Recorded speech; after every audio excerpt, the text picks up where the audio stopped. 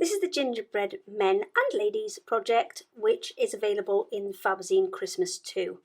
Now, what you're initially going to do is go ahead and, using the floss provided, stitch in all of your decoration that you want to add. So you can do something like this, where it's all done in satin stitch.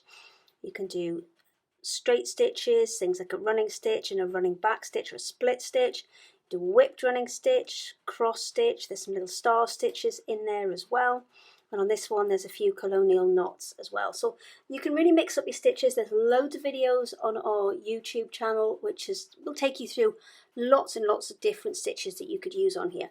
Once you've got one all stitched together and you're happy with it, then you've got a couple of options of how you put this together. So you can cut to the outer line there and then place a piece of fabric over the top and then stitch round this inner line here. Now you're going to need to leave that extra seam allowance on this because this is a Panama fabric, it's a wider weave, and you don't want to cut it too fine because you may have some fraying with it. So keep that nice wide seam allowance if you're going to do it.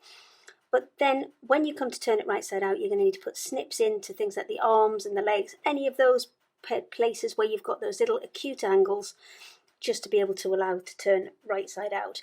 And that will give you a nice kind of smooth finished look. Your other alternative is like this guy that I've got down here, and he's been trimmed about 1/8 of an inch outside of that solid line, and then he's been blanket stitched, so you've got the two kind of raw edges of the fabric together, and you can see you get the little kind of fluffy raw bits on the end. So this one gives you a much more rustic feel, but please don't forget, when you come to stitch around the head, you do need to include a little tie onto there so you've got something to attach it onto your tree.